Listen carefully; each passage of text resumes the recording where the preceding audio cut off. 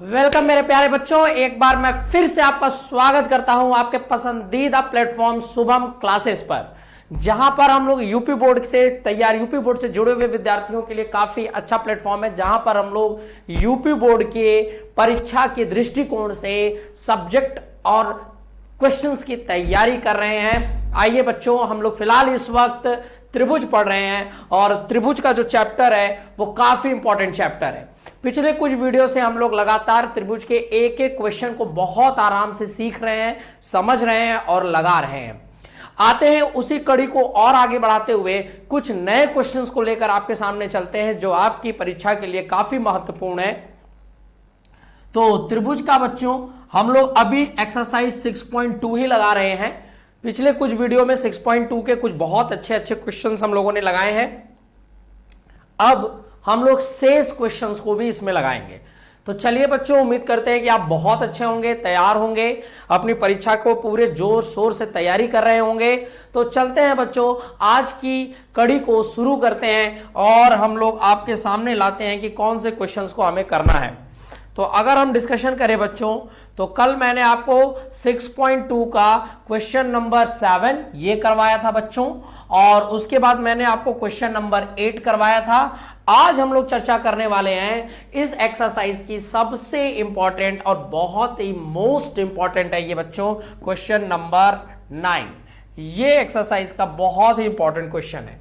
देख लीजिए क्या है बच्चों, कि हम लोग के पास एक क्वेश्चन है, इस क्वेश्चन को हमें बनाना है बच्चों, और ये बहुत ही अच्छा क्वेश्चन है। अगर आप एक बार देखें और इसको पढ़ें तो आपको काफी अच्छा लगेगा। देखिए क्या है, ABCD एक समलंब चतुर्भुज है जिसमें AB समांतर है CD के तथा इसके विकर्ण परस्पर बिंदु O पर प्रतिच्छेदित करते हैं। तो दर्शाइए कि आपको सिद्ध क्या करना है कि AO/BO बराबर CO/DO, ये आपको सिद्ध करना है।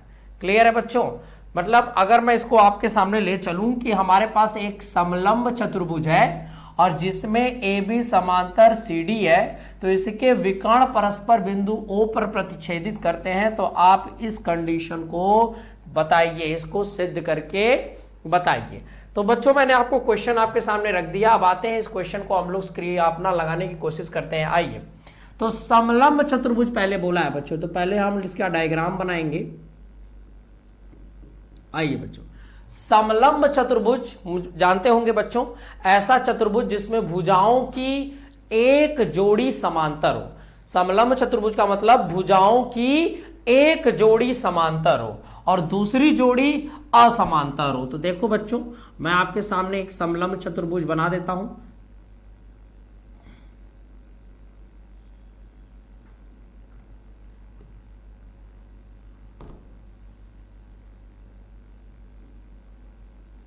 ये रहा हमारा, ये एक समलंब चतुर्भुज है बच्चों, जिसमें भुजाओं की एक जोड़ी समांतर है। कौन? AB समांतर है किसके? CD के, मैंने लिख दिया। और इसके विकर्ण बच्चों, इसके जो विकर्ण है, विकर्ण आप देख लें, विकर्ण क्या होता है, इसको मिला दीजिए बच्चों। ये है इसके विकर्ण, जो बिंदु O पर प्रतिच्छेदित कर रहे हैं, बिंदु O पर प्रतिच्छेदित कर रहे हैं। ठीक है बच्चों, अब आते हैं, अब हम लोग सीधा अपने टॉपिक पे स्टार्ट करते हैं। पहले बच्चों क्या दिया है, दिया है तो सीधी बात बच्चों, हमको एक ही जानकारी दी गई है कि चतुर्भुज ABCD एक समलंब चतुर्भुज है, समलंब चतुर्भुज है, समलंब चतुर्भुज है। ठीक, उसके बाद अगर इसमें समलंब चतुर्भुज है बच्चों, तो भुजा AB समांतर है भुजा CD के, यही जानकारी दी गई है। जो बच्चों दिया है हम लोगों ने वो लिख दिया। क्लियर है बच्चों? जो हम लोग को नॉलेज दिया है मैंने वही लिख दिया स्क्रीन पर कि हम लोग का पास एक समलंब चतुर्भुज है और समलंब चतुर्भुज में भुजा AB और CD आपस में समांतर है। अब आ जाओ बच्चों, सिद्ध क्या करना है आपको, सिद्ध क्या करना है, तो सिद्ध करना है आपको AO अपॉन BO बराबर CO अपॉन DO, ये हमको सिद्ध करना है। ठीक है बच्चों, AO अपॉन, देखो अगर हम लोग असिद्धता को अपनी आकृति में देखें तो AO यहां से यहां तक अपॉन BO दिया है, ठीक है बच्चों, और CO अपॉन DO दिया है। क्लियर है बच्चों, ये हमें दिया हुआ है। ठीक है, हम इसको लाएंगे। अब बच्चों इसमें ध्यान देना है कि इस प्रश्न में जब भी समलंब चतुर्भुज में ऐसा जो प्रश्न दिया हुआ है, इसको सिद्ध करने के लिए ना आपको एक रचना करनी होती है बच्चों। इस सवाल को करने के लिए आपको एक रचना करनी होगी। क्या करनी होगी बच्चों, देख लेते हैं रचना क्या करनी है। आपको बच्चों ना समांतर रेखा खींचनी होगी। क्या, हम O से जाती हुई एक समांतर रेखा खींचेंगे। इसका नाम रख देते हैं E और यहां पर इसका नाम रख देते हैं F। हम EF एक समांतर रेखा खींचेंगे बच्चों, दिखाई दे रहा है आप लोग को? यस, EF एक समांतर रेखा खींचेंगे जो CD और AB के पैरेलल होगी। हम लोग एक क्या समांतर रेखा खींचेंगे बच्चों, क्लियर है? आपको दिख रहा होगा बहुत अच्छे से।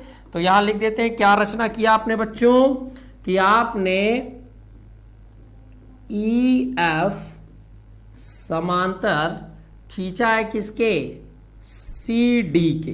ठीक है, आपने रचना कर दिया। चूंकि ये CD AB के भी पैरेलल है तो ये AB भी हो जाएगा, तो तीनों के पैरेलल है। क्लियर है बच्चों, क्लियर है? अब ध्यान से देखिएगा, आपने क्या किया कि EF CD के पैरेलल खींचा, EF को CD की पैरेलल खींचा, लेकिन CD पहले से AB के पैरेलल है, तो हम रचना में दिखा दिए कि EF जो होगा वो CD और AB दोनों के पैरेलल है, कोई दिक्कत नहीं, समांतर है। क्लियर है बच्चों?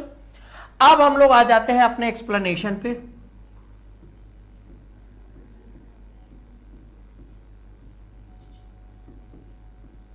एक्सप्लेनेशन पे आ जाओ बच्चों।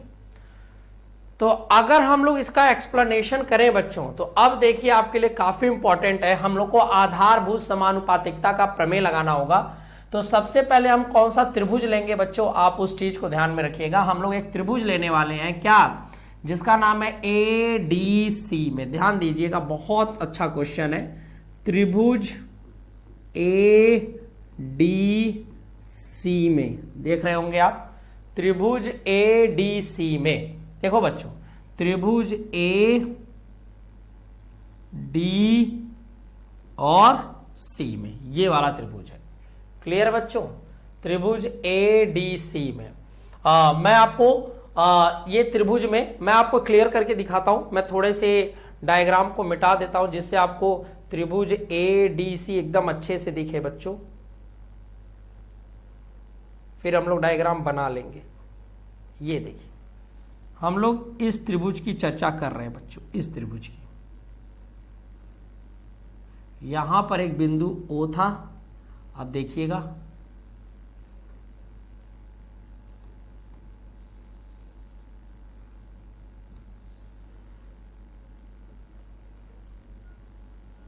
ये, हम इस त्रिभुज की चर्चा कर रहे हैं बच्चों। देखिए ये त्रिभुज ADC, मैंने डायग्राम को थोड़ा सा इरेज किया है जिससे आप क्लियर समझ सके। ये है त्रिभुज ADC, ध्यान से देखिएगा बच्चों, ADC ये हमारा त्रिभुज है। क्लियर है बच्चों?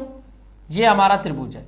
तो अब इसमें क्या है, इसमें क्या है बच्चों, तो अगर आप देखो तो OE, ये जो OE है ये समांतर है किसके, DC के। देखो OE, ये रचना से आपने जो रचना किया था, ये लाइन देखो, ये वाली OE समांतर है DC के। तो अगर समांतर है तो बच्चों इसमें आधारभूत समानुपातिकता का प्रमेय लग जाएगा, यानी AE अपॉन क्या हो जाएगा, ED। देखिए ए ई अपॉन ई डी बराबर हो जाएगा क्या, ए ओ अपॉन ओ सी के। क्लियर है, आपको दिख गया। अब चाहे तो यहां लिख सकते हैं क्या, आधारभूत समानुपातिकता का प्रमेय, आधारभूत समानुपातिकता का प्रमेय।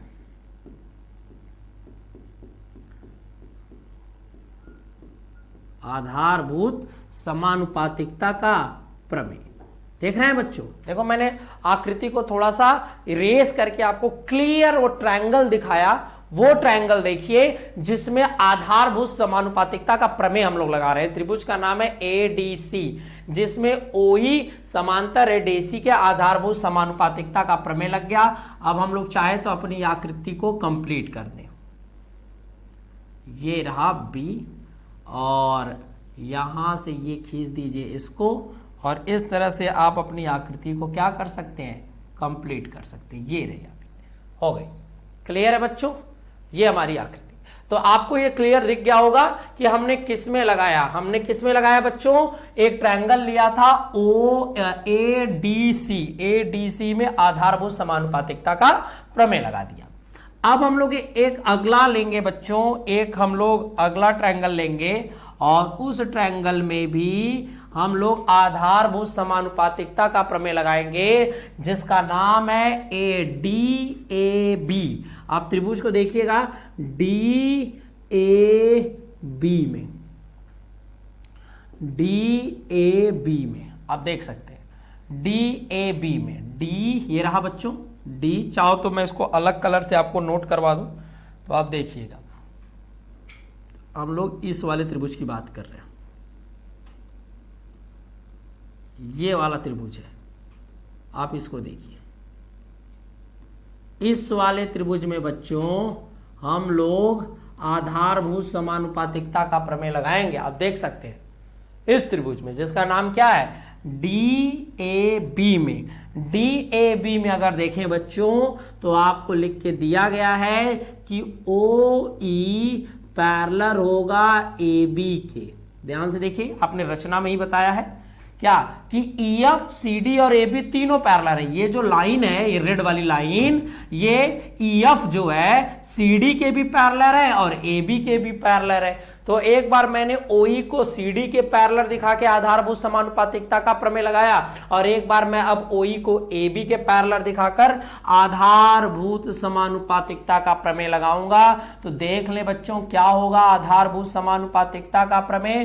तो आप लिख सकते हो डी ई अपॉन ई ए बराबर होगा किसके, D O upon B O के। देख लीजिए बच्चों, क्लियर है, ये आप देख लीजिए। रीजन क्या है, आधारभूत समानुपातिकता का प्रमेय मैंने लगाया, आधारभूत समानुपातिकता का मैंने क्या लगा दिया, प्रमेय लगा दिया। आधारभूत समानुपातिकता का मैंने क्या लगा दिया बच्चों, प्रमेय। वैसे आप देख लें, क्लियर है। आ जाओ, तो आपने देखा कि इसमें आधारभूत समानुपातिकता का प्रमेय लग गया, डीओ अपॉन बीओ। अब हम लोग क्या करेंगे बच्चों, हम अपने इसमें लिख देना आधारभूत समानुपातिकता का प्रमेय, यानी बीपीटी लगा है बच्चों, जगह कम है इसलिए मैंने लिखा। अब इसको हम लोग दोनों पक्षों को रिवर्स करेंगे, उल्टा कर देंगे। क्यों, क्योंकि देखना यहां पर ए बराबर ईडी है और यहां ईडी बराबर ए है, तो हमको इसको थोड़ा सा विपरीत लिखना होगा, विलोम लिखना होगा। तो मैंने अब इस ए को ऊपर लिख दिया बच्चों, और यहां लिख दिया डी। जब इसको विलोम किया तो ये भी विलोम हो जाएगा बीओ, और ये भी हो जाएगा क्या, डीओ। क्योंकि समीकरण के एक पक्ष को विलोम करोगे तो दूसरा पक्ष भी विलोम हो जाता है। क्लियर है बच्चों। अब छठवें के बाद सातवां देखिएगा, सातवां स्टेटमेंट देखिएगा। मैं आपको दिखा देता हूं कि कैसे कंपैरिजन करेंगे। आप इस स्टेटमेंट को देखिए बच्चों, स्टेटमेंट ये जो मैंने बॉक्स में बना दिया, और आप इस स्टेटमेंट को देखिए। इन दोनों स्टेटमेंट को आप जरा देखिए, नोट करिए, नोटिस करिए। क्या है भाई कि ए अपॉन ईडी, ए अपॉन ईडी का रेशियो एओ अपॉन ओसी के साथ है। ध्यान से देखिएगा, AE अपॉन ED इसका रेशियो AO अपॉन OC के बराबर है, और यहां भी AE अपॉन ED का रेशियो BO अपॉन DO के साथ है, BO अपॉन DO के मतलब ये AE अपॉन ED और ये AE अपॉन ED दोनों सेम है, तो इनका रेशियो जो दूसरी साइड है वो भी क्या होगी बच्चों, सेम होगी, वो भी क्या होगी, सेम होगी, वो भी क्या होगी, सेम होगी बच्चों, क्या होगी, तो सेम। तो यहां लिख देते हैं, यहां हम लोग लिख देते हैं, इसको मैंने शॉर्ट में लिख दिया PPT। अब यहां देखते हैं, तो आपने समझा बच्चों कि सर दोनों का रेशियो सेम है, तो इसका मतलब क्या हो गया कि सर इन दोनों स्टेटमेंट की अगर तुलना करें तो एक ही रेशियो के अलग अलग मान नहीं हो सकते, इसका मान देखो तो दोनों का अनुपात सेम होगा, यानी AO अपॉन CO लिख दो, चाहे OC लिख दो, कोई दिक्कत नहीं है, CO लिख दो, और यहां लिख दो BO अपॉन DO। क्लियर है बच्चों, क्लियर है। अब आ जाओ, अब हम लोग स्टेटमेंट यहां पे देखते हैं क्या करना है भाई। 7th के बाद 8th में हमारा क्या हो जाएगा, ये CO यहां डिवाइड में है तो यहां ऊपर आ जाएगा बच्चों मल्टीप्लाई में, और ये BO यहां ऊपर है तो यहां नीचे आ जाएगा, क्योंकि पंचांतर, जब हम लोग पंचांतर करते हैं तो जो यहां भाग में, जो यहां भाग में इधर ऊपर गुणे में आता है, जो यहां ऊपर होता है वो यहां नीचे आता है, एक तरह का पक्ष होता है। पंचांतर में चिन्हों का विलोम हो जाता है बच्चों, तो आप देख सकते हैं, कोई दिक्कत नहीं है। क्लियर हो गया, नहीं तो आप एक स्टेप बढ़ा सकते हैं, आप अगर करना चाहें तो इनका तिर्यक गुणा कर दीजिए बच्चों, इनका तिर्यक गुणा कर दीजिए। तो मैंने क्या लिख दिया, AO, वैसे आप समझ सकते हैं लेकिन मैं आपको समझाने के लिए ऐसा कर रहा हूं, AO अपॉन DO, और इसका गुणा करेंगे BO अपॉन CO। ठीक है बच्चों। अब स्टेटमेंट 9 में आप देख सकते हो कि BO यहां गुणे में है तो यहां आएगा, इस साइड भाग में चला जाएगा, यहां बचेगा CO, DO यहां गुणे में है तो इधर आ जाएगा भाग में। आपका सिद्ध हो गया बच्चों, क्या मुझे यही लाना था, AO upon BO, AO upon BO, CO upon DO। तो देखो कितने अच्छे से हम लोगों ने इसको सिद्ध कर लिया बच्चों। आपको थोड़ा ध्यान देना है, बहुत आसान है। मैंने BPT लगाई है, आधारभूत समानुपातिकता का प्रमेय लगाया है, कौन से त्रिभुज में लगाया है, आप उन त्रिभुजों को ध्यान से देखना है। अगर आप उन त्रिभुजों का सिलेक्शन सही से कर लेते हैं, आप बिल्कुल इस क्वेश्चन को बड़े आसानी से कर सकते हैं, एकदम क्लियर। आपको राइटिंग स्किल भी देख लें, आपको एग्जाम में ऐसे ही लिखना है बच्चों, एक एक लाइन आप अगर देखें तो अब मैंने आपको डिटेल में सारा समझा दिया। क्लियर है बच्चों, आप समझ रहे हैं कि नहीं। तो इस तरह के प्रश्नों को आपको बनाने आना चाहिए बच्चों, बहुत इंपॉर्टेंट प्रश्न है और बहुत ही अच्छा प्रश्न है, बहुत मजेदार प्रश्न है, और ये कई बार एग्जाम में आ भी चुका है बच्चों। एग्जाम में ऐसा नहीं है कि ये प्रश्न आया नहीं है, ये एग्जाम में आया हुआ प्रश्न है बच्चों।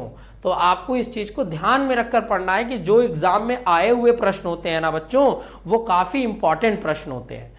जो एग्जाम में आए हुए प्रश्न होते हैं वो अन्य सामान्य प्रश्नों से ज्यादा महत्व रखते हैं। तो ये एग्जाम में आया हुआ प्रश्न है, तो आपको इसको ध्यान से पढ़ना है और ऐसा पढ़ना है कि आपको ये क्लियर हो जाए, समझ में आ जाए और आप इसको अच्छे से लिख सके।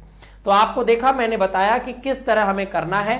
पहले क्वेश्चन को पढ़ने के बाद डायग्राम बनाना है, दिया है लिखना है, क्या सिद्ध करना है, इस सवाल में एक रचना करनी है, EF खींचना है बच्चों AB और CD के समांतर।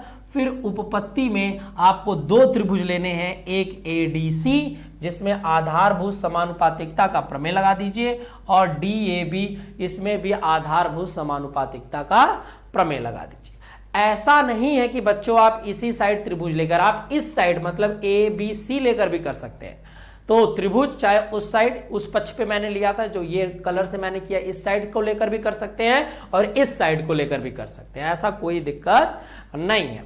तो फिलहाल मैंने आपको जो बताया है आप उस पर अभ्यास करिए। अगर ये क्वेश्चन आपसे बन रहा है तो काफी अच्छी बात है, आप वीडियो को देखकर सीखें। एक बार दो बार देखने पर आपको ये क्लियर हो जाएगा।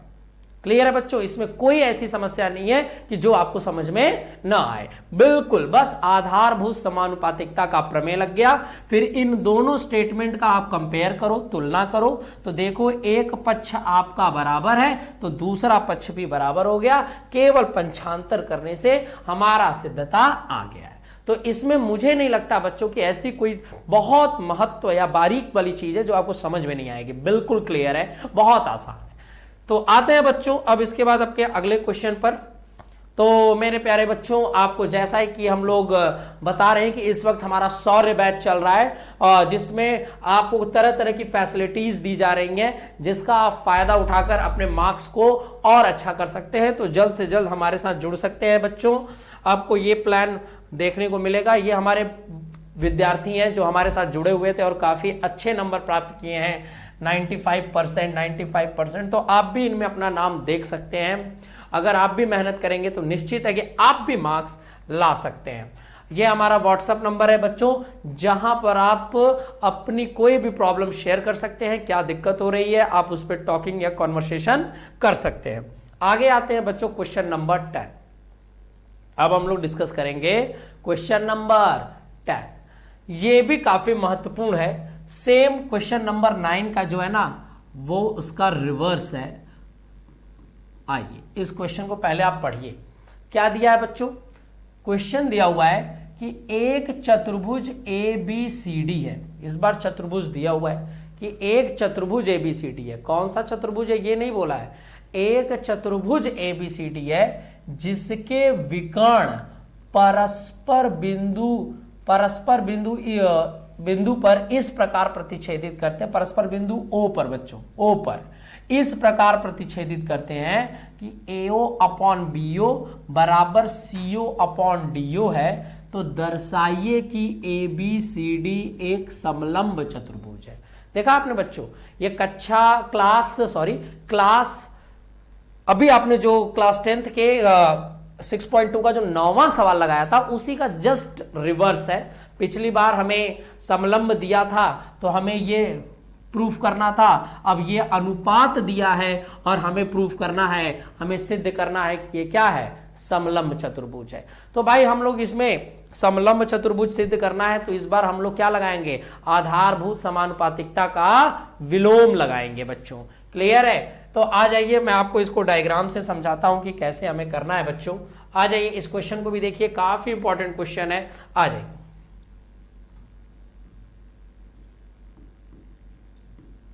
तो हमारे पास एक चतुर्भुज है, तो हम लोगों ने आइडिया लगा लिया, चतुर्भुज बना लिया। ठीक है भाई। तो A और ये रहा B, ये हमारा C, ये हमारा D, इसके विकर्ण O पर प्रतिच्छेदित कर रहे हैं। ठीक है बच्चों, इसके विकर्ण O पर प्रतिच्छेदित कर रहे हैं। तो आ जाइए बच्चों, क्या दिया है पहले वो लिख लेते हैं। दिया है लिख लेते हैं।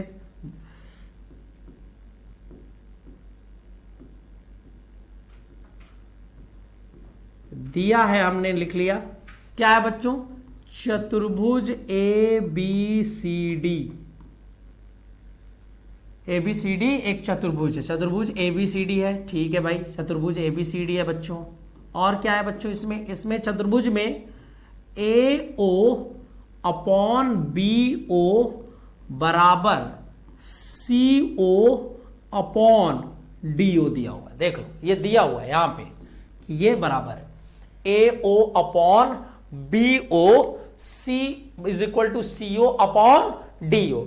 बच्चों अगर हम चाहे तो इसमें थोड़ा सा हम लोग परिवर्तन कर ले तो जो हमें आगे मदद देगा। जैसे इसने क्या दिया, इधर देखो AO/BO दिया हुआ है। देखो AO/BO दिया है, लेकिन हमको ऐसा फील हो रहा है या आपको भी ऐसा लग रहा होगा कि सर अगर AO के साथ OC रहता तो ज्यादा अच्छा रहता। क्लियर है ना? ऐसा फील हो रहा होगा तो आप कर सकते हैं, कोई दिक्कत नहीं। OC देखो यहाँ ऊपर है, जब पंचांतर करेंगे तो नीचे आ जाएगा। तो जो हम लोग पिछली बार किए थे तो ये हो जाएगा OC और ये BO ऊपर आ जाएगा तो ये हो जाएगा BO/DO। कोई दिक्कत नहीं है, हमने केवल पंचांतर कर दिया। OC यहाँ ऊपर था तो इस साइड नीचे आ गया और BO यहाँ नीचे था तो इस साइड कहाँ चला गया, ऊपर। तो मैंने थोड़ा सा परिवर्तन करके अपने दियाओं को सुधार भी लिया, कोई दिक्कत नहीं है। क्लियर है बच्चों? तो अब आ जाते हैं, क्या है सर, अब हम लोग को सिद्ध क्या करना है, आप उसकी भी चर्चा कर लेते हैं। सिद्ध करना है क्या भाई कि चतुर्भुज ABCD एक समलंब चतुर्भुज है। कौन सा चतुर्भुज है? समलंब चतुर्भुज है बच्चों। तो भाई हम इसको समलंब चतुर्भुज कैसे कहेंगे, ये कब समलंब चतुर्भुज होगा बच्चों? ये कब समलंब चतुर्भुज होगा? जब इसके भुजाओं की एक जोड़ी समांतर हो जाए। अगर हम इसके भुजाओं की एक जोड़ी समांतर कर दें, अगर हम इसके भुजाओं की एक जोड़ी समांतर कर दें, तो हम कह सकते हैं कि ये कौन सा चतुर्भुज है? समलंब चतुर्भुज। क्योंकि समलंब चतुर्भुज का नियम ही यही है, आपने पढ़ा होगा कक्षा 9 में, कि ऐसा चतुर्भुज जिसमें भुजाओं की एक जोड़ी समांतर हो और दूसरी जोड़ी असमांतर हो, तो उसे समलंब चतुर्भुज कहते हैं। तो हमको इसको अगर समलंब चतुर्भुज दिखाना है बच्चों, तो हमें क्या करना होगा? इसका एक जोड़ी भुजा समांतर दिखाना होगा। तो आइए हम लोग उसका प्रयास करते हैं, कैसे होगा। तो आइए उपपत्ति यानी एक्सप्लेनेशन शुरू करते हैं। दर्शाने का रिटन स्किल भी ध्यान देना बच्चों, मैं पूरा बकायदा एक एक लिख के दिखाता हूं कि आप नोट्स बनाएं, उसी तरह अभ्यास करें, निश्चित ही आपको अच्छे मार्क्स मिलेंगे। क्लियर? मैथ्स के भी लिखने का तरीका होता है बच्चों, जैसे सारे सब्जेक्ट आप लिखते हो ना, हिंदी, इंग्लिश, विज्ञान, जिसमें उत्तर लिखते हो, प्रश्न उत्तर लिखने का एक तरीका होता है, वैसे ही मैथ्स के भी आंसर प्रेजेंट करने का एक तरीका होता है। उस तरीका को भी ध्यान में दीजिए, वो भी आपके नंबर पे प्रभाव डालता है बच्चों।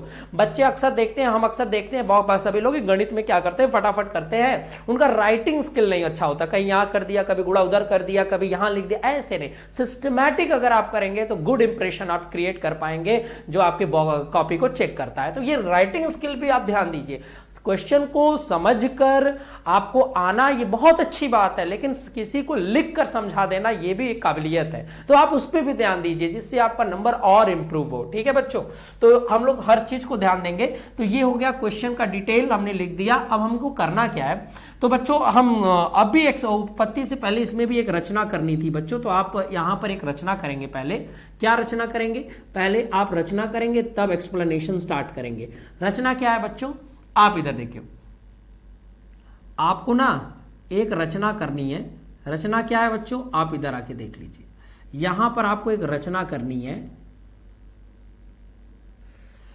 रचना में बच्चों आप पिछली तरह ही ओ से एक समांतर रेखा खींच दो, किसके? सीडी के। बस ओ से सीडी के समांतर रचना करेंगे, यानी हम यहां रचना लिख देते हैं। हम रचना लिख देंगे, क्या लिख देंगे भाई? हमने रचना क्या किया? ओ ई समांतर खींचा, किसके? सीडी के। ओ ई समांतर खींचा, किसके? सीडी के। क्लियर है बच्चों? अब आ जाइए, अब अगर हम लोग यहां पर एक्सप्लेन करें, तो अगर मैं, अब देख लेना, ये दिया है का डिटेल है, ये सिद्ध करना है, ये रचना है, मैंने कर दिया। अगर अब मैं इसका डिटेल आपको कराऊं बच्चों, तो आ जाइए यहां पर कर लेते हैं कि अब हम लोग एक्सप्लेन कैसे करेंगे। तो मैं आपको आकृति फिर से यहां बना देता हूं, तो आप जरा देख लीजिएगा।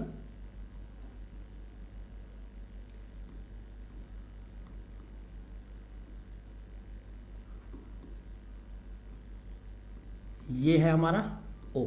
आइए अब हम लोग कैसे इसको प्रूफ करेंगे बच्चों? तो आइए देखिए, सेम क्वेश्चन, अब हम लोग यहां पर एक्सप्लेनेशन करेंगे, देख लीजिएगा, कोई दिक्कत नहीं है, यही क्वेश्चन है। तो ये आपका पूरा दिया है, सिद्ध, रचना, ये आपके दिमाग में आ गया।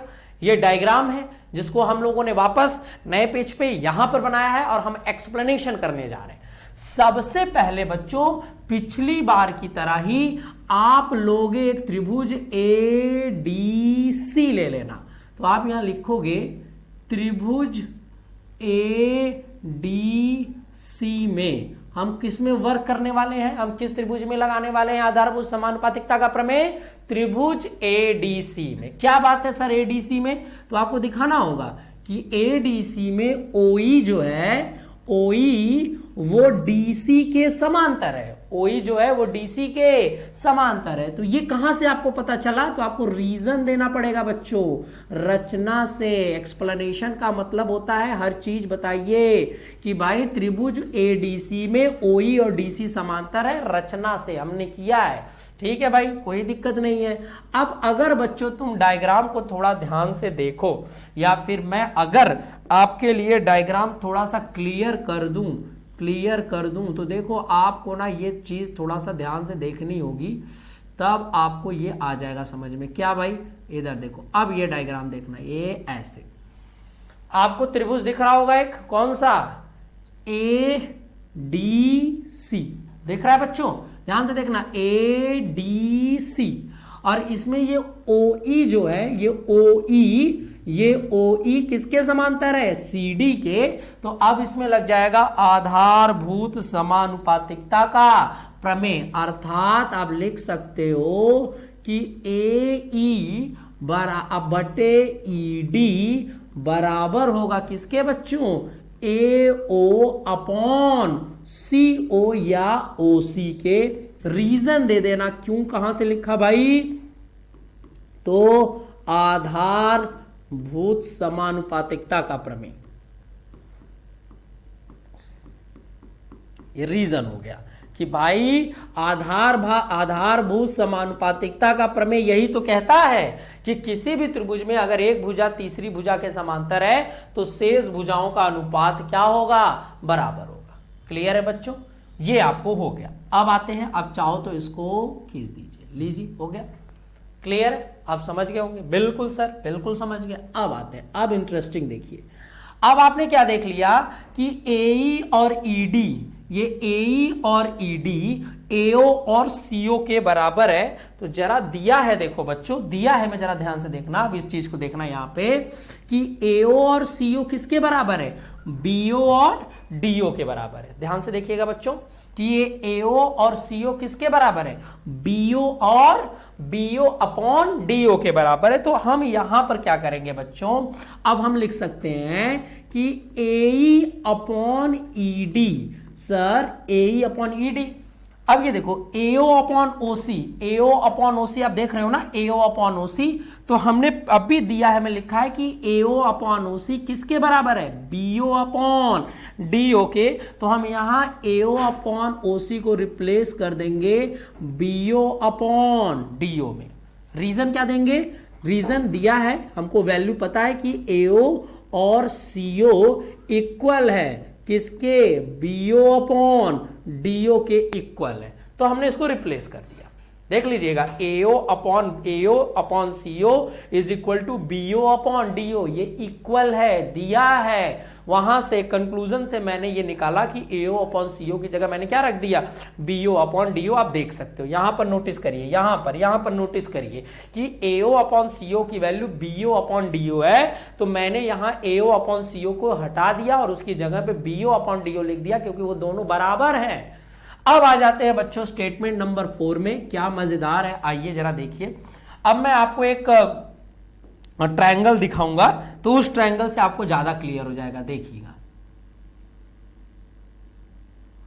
अब ये ट्रायंगल देखिए, आपको एक ट्रायंगल दिख रहा होगा, वेरी गुड, ये वाला ऊपर की तरफ देखिए एक ट्रायंगल दिख रहा होगा, क्या नाम है इसका, अब देखिएगा ट्रायंगल कौन सा मैं इंडिकेट कर रहा हूं, ध्यान दीजिएगा, ए डी बी, ये वाला ट्रायंगल देखिएगा, ए डी बी। जब आप इसमें देखिए ट्रायंगल ए डी बी में अगर आप देखोगे तो एई अपॉन ईडी, देखो एई अपॉन ईडी बराबर है किसके, बीओ अपॉन डीओ के। देखो बीओ अपॉन डीओ के, देख रहे हो कि एई अपॉन ईडी बराबर है बीओ अपॉन डीओ के। तो हमने तो पढ़ाया है बच्चों, आप भी जानते हो कि किसी भी त्रिभुज में अगर भुजाओं के अनुपात, कोई ऐसी रेखा है जो त्रिभुज को बराबर भुजाओं के अनुपात में विभाजित करे, तो इसका मतलब वह त्रिभुज की तीसरी भुजा के समांतर होता है। आधारभूत समानुपातिकता का विलोम इसे कहते हैं। तो इस नियम के आधार पर हमने देखा कि ये त्रिभुज में ये भुजा, ये जो ओई है, ये त्रिभुज ए डी बी के भुजाओं को समान अनुपात में, बराबर अनुपात में विभाजित करती है। तो यानी ओई और ए बी क्या हो जाएगा, समांतर हो जाएगा। बच्चों नोटिस करिएगा, कितनी अच्छी बात है, एकदम दिमाग से। ओई किसके हो जाएगा, ए बी के समांतर हो जाएगा। रीजन क्या दे देना, विलोम, आधारभूत समानुपातिकता का विलोम।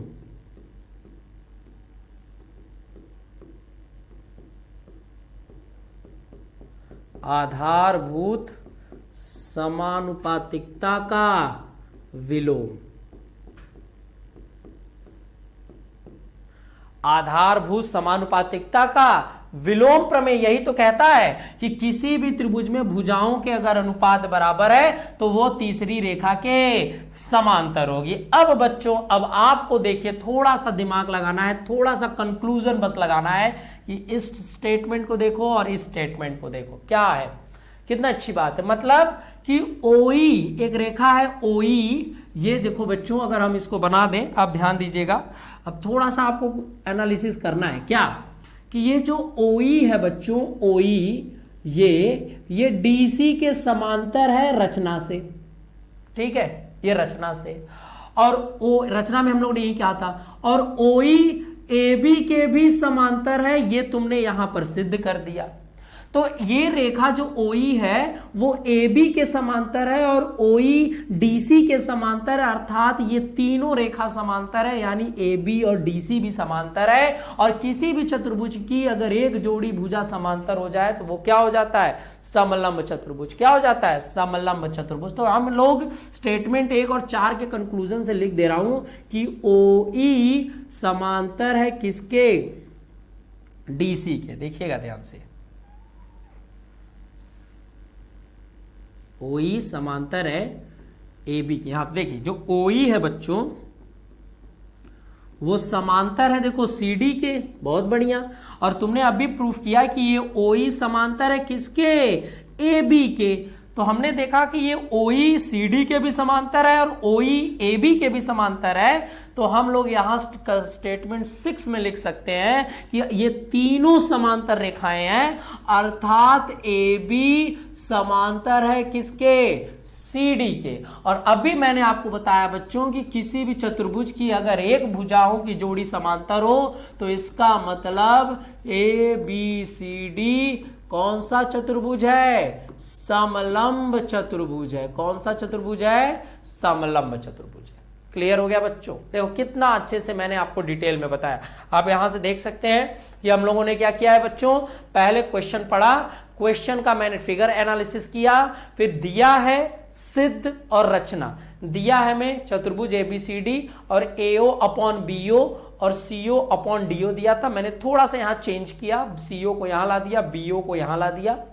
अब सिद्ध क्या करना है, ABCD एक समलंब चतुर्भुज है। आपको एक रचना करनी थी कि OE क्या है, CD के समांतर है, यही एक रचना करनी थी।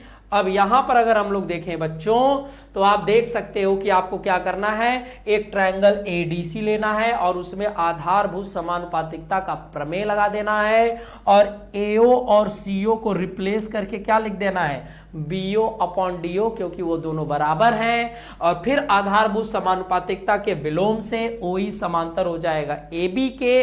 फिर इन दोनों का जब कंक्लूजन निकालेंगे तो AB, OE और CD तीनों रेखाएं समांतर है, अर्थात AB और CD भी समांतर है। और किसी भी त्रिभुज किसी भी चतुर्भुज के भुजाओं की एक जोड़ी अगर समांतर हो जाए तो हम उसे समलंब चतुर्भुज कहते हैं। उसे कौन सा चतुर्भुज कहते हैं बच्चों, समलंब चतुर्भुज कहते हैं। समलंब चतुर्भुज का मतलब यही होता है बच्चों की भुजाओं की एक जोड़ी समांतर हो और उनके विकर्ण का जो प्रतिच्छेदन बिंदु है उनका अनुपात भी बराबर हो। तो पहले से विकर्ण के अनुपात बराबर है, ये दिया ही था, और भुजाओं की एक जोड़ी भी समांतर हो गई तो हम कह सकते हैं कि ये क्या है बच्चों, समलंब चतुर्भुज है। ये कौन सा चतुर्भुज है, समलंब चतुर्भुज है। तो आपने देखा बच्चों, इस तरह से हम लोगों ने आज इसके 2 क्वेश्चन बनाए हैं और ये एक्सरसाइज अब आपकी समाप्त हो चुकी है। इसमें हम लोग के पास इतने ही क्वेश्चन थे। तो अब हम लोगों का एक्सरसाइज 6.2 पूरी तरह से समाप्त हो चुका है बच्चों। मैंने एक एक क्वेश्चन कराया है, एक एक क्वेश्चन को मैंने डिटेल से बहुत अच्छे से कराया है। अगर आप वहां पर वीडियो देखेंगे तो मैं 100% ये गारंटी ले सकता हूं कि आपको बिल्कुल समझ में आएगा, लेकिन आपको उसको थोड़ा सा कॉन्सेप्ट पढ़ना होगा। कॉन्सेप्ट का वीडियो देखकर तब आप उस क्वेश्चन को देखेंगे तो आपको काफी मदद मिलेगी। तो अब हम लोग बच्चों अगले वीडियो में मिलेंगे एक नए एक्सरसाइज के साथ, एक नए अध्याय के साथ, एक नए कॉन्सेप्ट के साथ। तो तब तक के लिए आप इस एक्सरसाइज को प्रैक्टिस करिए, इसका नोट्स बना लीजिए और इसको काफी अच्छे से तैयार कर लीजिए। अगले वीडियो में मिलेंगे हम लोग त्रिभुज के एक नए कॉन्सेप्ट के साथ, नए एक्सरसाइज के साथ, जो आपके बोर्ड एग्जाम के लिए काफी महत्वपूर्ण है। तब तक के लिए बच्चों चलते हैं, बाय बाय।